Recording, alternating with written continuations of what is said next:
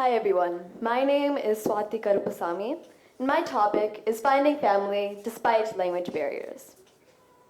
So what is family to you? I know we all have different answers to this question, but it would be somewhere along the lines of this. Family is the people we feel close to, the ones who give us a sense of comfort, a sense of home. They're the ones we can rely on, the ones we can talk to, for the most part, without a fear of judgment. And I'm not just talking about our parents and siblings. I'm talking about our extended family, our aunts, uncles, grandparents, cousins, people who give us so much love, affection, and care, even if we don't see them all the time. And this is what I noticed growing up in the US and watching the kids around me interact with their families. I would see their aunts pick them up from school, their cousins come over on the weekends, and their grandparents telling them stories about their lives. This connection, it was all so natural, so seamless. Sometimes these kids would ask me about my extended family, and I would tell them that they actually live on the opposite side of the world. I'd tell them about my yearly flights to India and how I'd spend entire summers with my extended family. But something I would never tell them is how different it all was for me. See, I was born and raised in the US, and my world revolved around speaking English. Whether it was with my friends, every new person I'd meet, at school, it was all English. At home, I spoke Tamil, my mother tongue, but very sparingly, and if I'm being honest, not that well. But every summer, I would fly and land in India, and that dynamic would completely flip. Suddenly, I was surrounded by family, grandparents, aunts, uncles, cousins, and not a single one of them spoke or understood English. Tamil became the air I was expected to breathe. But for me, it was suffocating. Let me explain to you what I mean by this a little bit more. Whenever I was asked a question, I would search for the shortest, safest response because I was so terrified of messing up. In all these interactions, my biggest goal was to avoid embarrassment. I would laugh and I would nod whenever it seemed right to.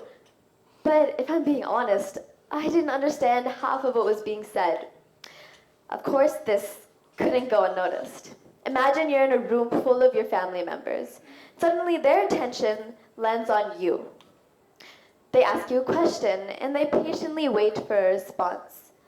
But you offer them nothing but a blank stare, because surprise, surprise, you didn't understand a word they said. And then you have to listen to a chorus of remarks about how you don't know any Tamil. And for the next 10 minutes, you have to listen to them dissect your inability to speak a language you're supposed to know. See, not being able to speak Tamil for years wasn't just a source of embarrassment. It felt like it created this thick, impenetrable wall between me and my family. When I'd watch these kids in the US interact with their families, having such deep conversations and meaningful connections, it just seemed so unimaginable for me. How do I express myself, my thoughts, feelings, emotions, who I am, when I can barely string a sentence together?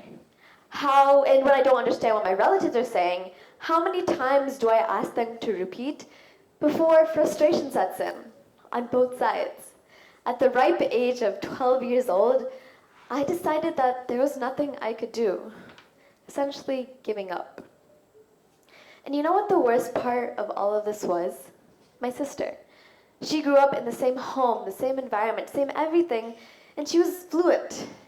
Maybe not the same rapid lingo that the locals here utilize, but still more fluent than I ever was. I would see her have these meaningful conversations with my relatives while I would always flow awkwardly in the background, counting the seconds down and asking myself, where did I go wrong? You know, a lot of you here may not relate, probably don't relate. And that's kind of what scared me about talking about this topic. Maybe I'm the only one who's incapable of speaking my mother tongue. Maybe I'm the only one who isn't able to connect with my family. Maybe I'm just stupid because I see these people who speak 3 to 4 languages fluently and have this amazing ability to connect with so many people.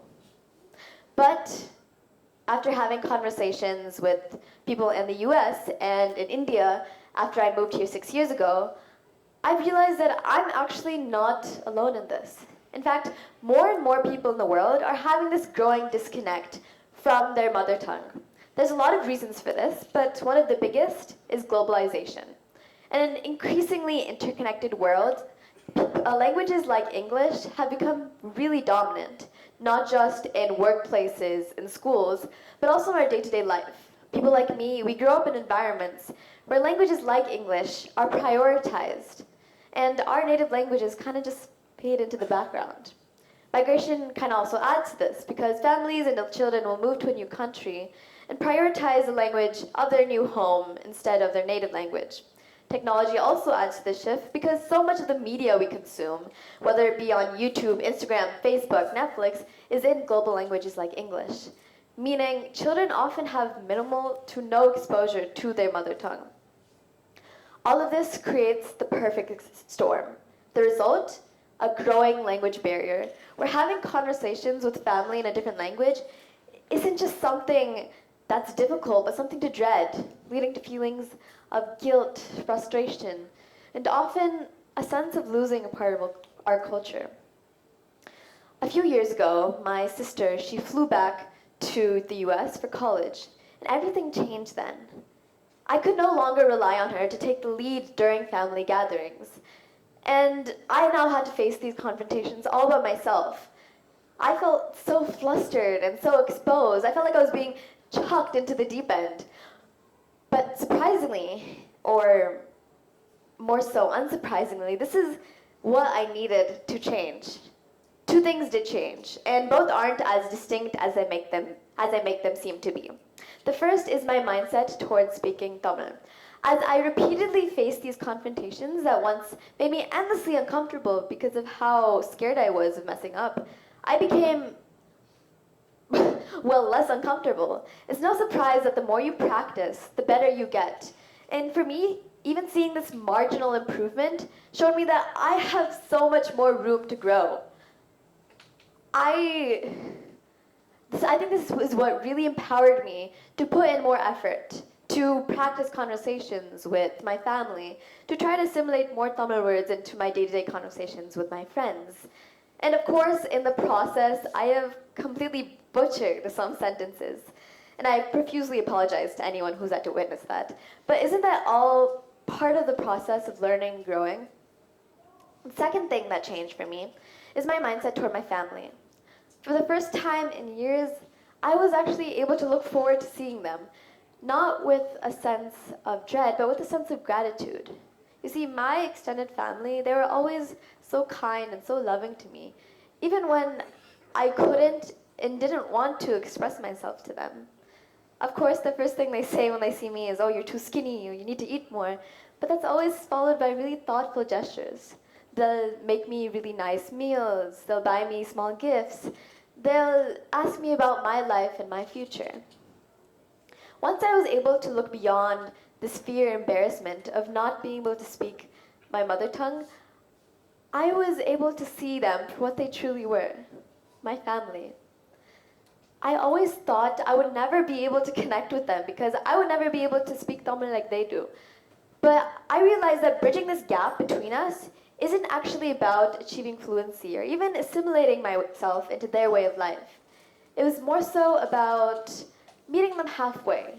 I've learned to laugh at my mistakes, to try to speak even when I know for a fact I will mess up.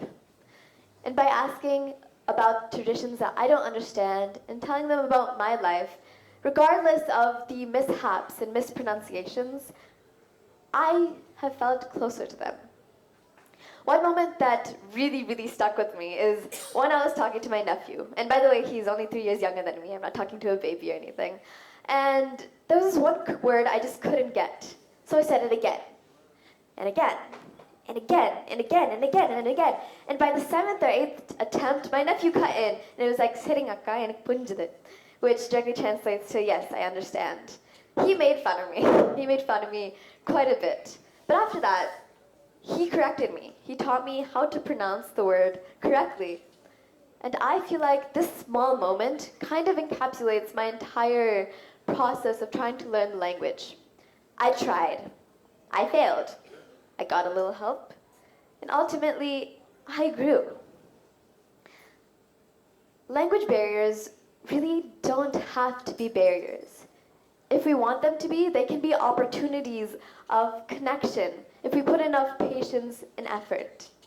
So, to anyone who feels like an outsider, whether it be you're struggling with language or culture or anything amongst your family and community, I just want to tell you this one thing. You don't have to belong perfectly to belong meaningfully.